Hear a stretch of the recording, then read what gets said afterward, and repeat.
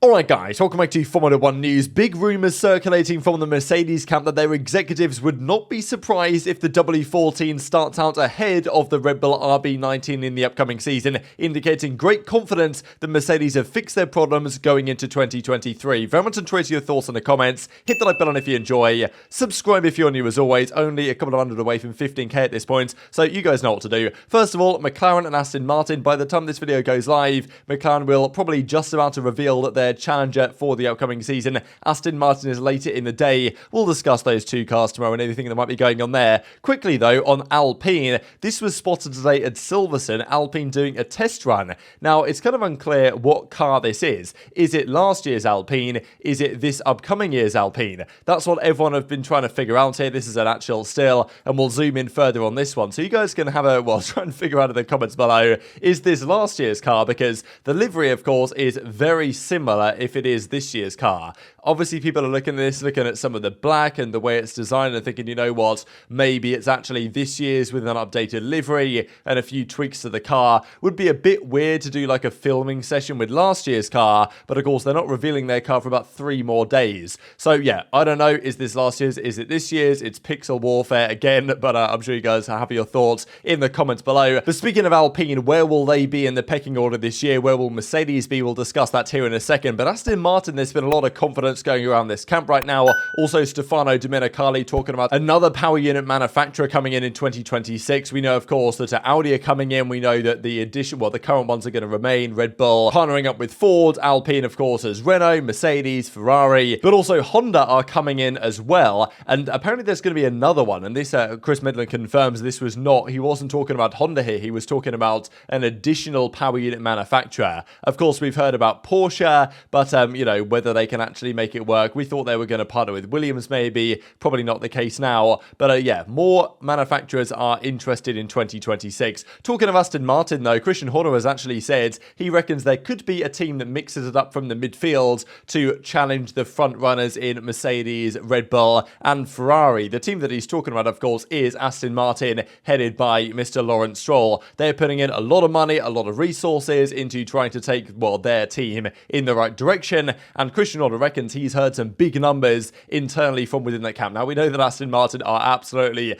gassing to beyond belief how good their car's going to be this year. Talking about all the innovations, talking about changing up 95 or 90% of their car for this year. Alonso reckons it's absolutely rapid. They reckon it's so much better, way more innovative, and they're going to be absolutely on fire this year. We'll see. It would be very exciting if that was the case. Christian Horner says that if there's one team in the midfield that, you know, is showing the kind of numbers and potential to actually challenge the top dogs, it might be Aston Martin, which is pretty interesting given the fact that Alpine and McLaren have been there the last couple of years. Maybe Aston Martin, from being pretty much at the back of the grid in some of the qualifying sessions at the start of last year, can move up the order massively. But, you know, anyone to actually challenge Red Bull, Ferrari, Mercedes seems a bit too much for, well, 1 year of development from the Aston Martin camp. Speaking of Mercedes then, this is the exclusive 2.0 from F1 Motorsports. Now, we saw a tweet from this account the other day, the exclusive 1.0, which was this. I'll just explain the situation here quickly. We discussed the fact that, you know, the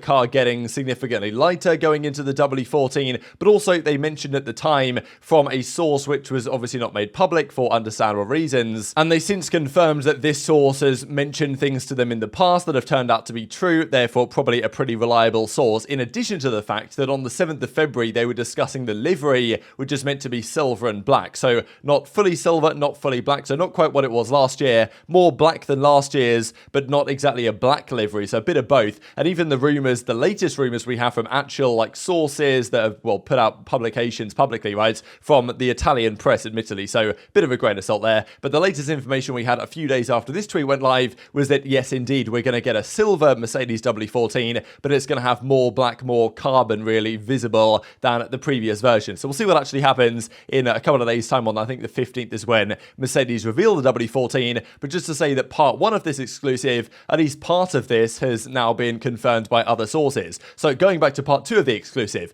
a recent talk with our insider sources revealed that Mercedes executives wouldn't be surprised if they were ahead of Red Bull when asked about how close they can get to Red Bull this year. Mercedes, of course, had you know, the most, well, least number of DNFs last season, most reliable car, most reliable engine. Certainly that's the case when you look at the numbers of additional parts required for different engines, all the Mercedes teams, while not necessarily being the quickest in a straight line, were at least largely finishing the races and barely needed more than the allocated parts, which might be even more important this year given the fact that we're going from 3 sprint races to 6 sprint races, so that's even more miles and also way more races in general than we've had the last couple of years, up to, 23 races plus 3 extra sprints. So, efficiency and also reliability is going to be very important, where Mercedes, of course, excelled last year. In addition, the new engine they're bringing through is meant to be about 0.3 faster than the previous one. So there's a lot of things pushing the W14 in the right direction. The engine is going to have maybe 10 horsepower, 16 horsepower, whatever, more unlocked. They reckon that's about 0.3 of a second a lap. The car's going to be potentially about 10 kilograms lighter than last year. That's another few tenths. And if they actually solve the kind of, aerodynamic issues they had last year, that unlocks a bit more. Now, the cars this year will be slower by about half a second based on some small changes to the regulations, but there's a good chance that the W14 starts out this season quicker than the W13 finished last year. So what do you guys think about this possibility that Mercedes executives internally are pretty confident that they wouldn't be, not being surprised that they'd be ahead of Red Bull is quite the statement if that is indeed true, because Toto Wolff, there's been a lot of, it's not exactly sandbagging, but you know how Mercedes usually operate, where they will, if they're actually going to be quite quick,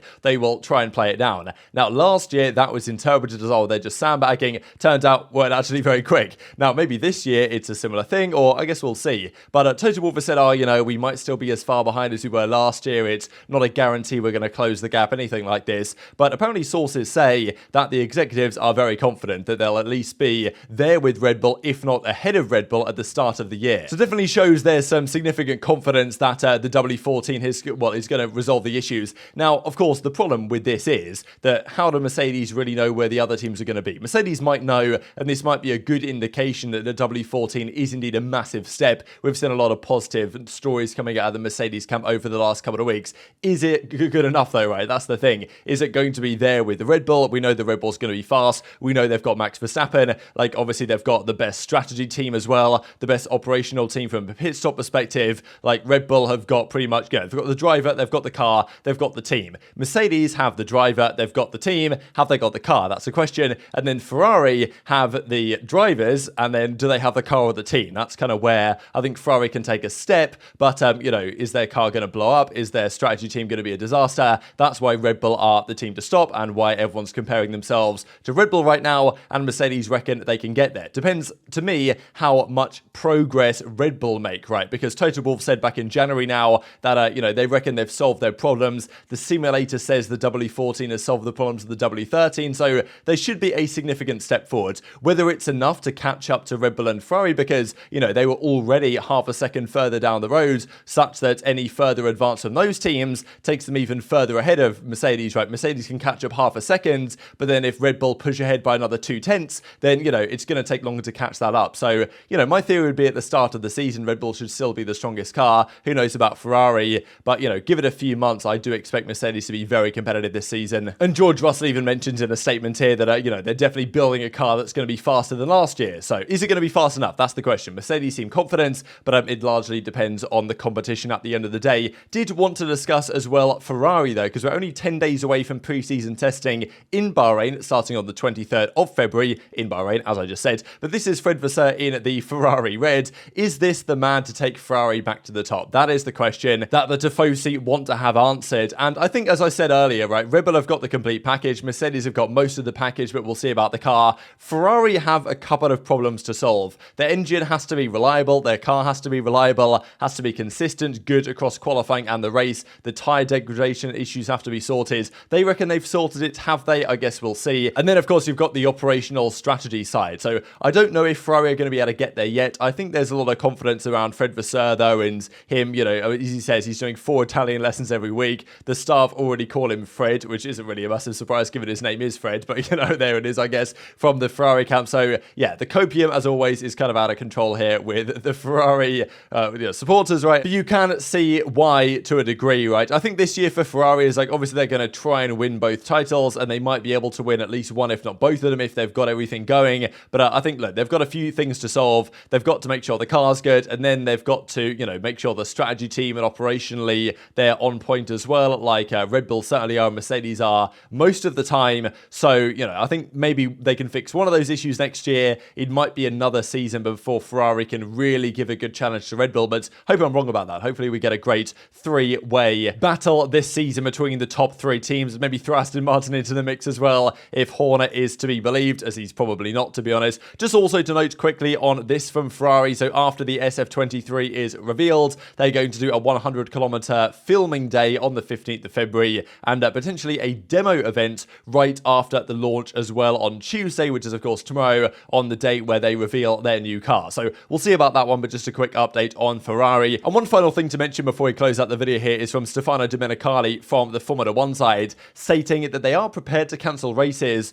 over human rights concerns. Now, of course, it's very easy for us to look at this and say, oh yeah, sure, you're prepared to cancel it. And at the end of the day, they're prepared to cancel races, let's say in Russia, when there's, you know, some international conflicts brewing and, well, issues of the sort. Whether they would actually cancel races over human rights concerns is another problem, because, I mean, they might be prepared to do it, but would they actually be willing to do it? You know, arguably not. I mean, at the end of the day, there were missiles fired around in Saudi Arabia, and they were still like, nah, I think it will still go ahead. So I don't know if this is just all talk, no action, but it's definitely an interesting statement to make, as seemingly they try and, well, F1 tries to separate itself from a certain extent from the FIA. But very much enjoyed your thoughts on all this stuff in the comments below. Hit the like button if you enjoyed. Subscribe if you're new. Take care, and I'll see you next time.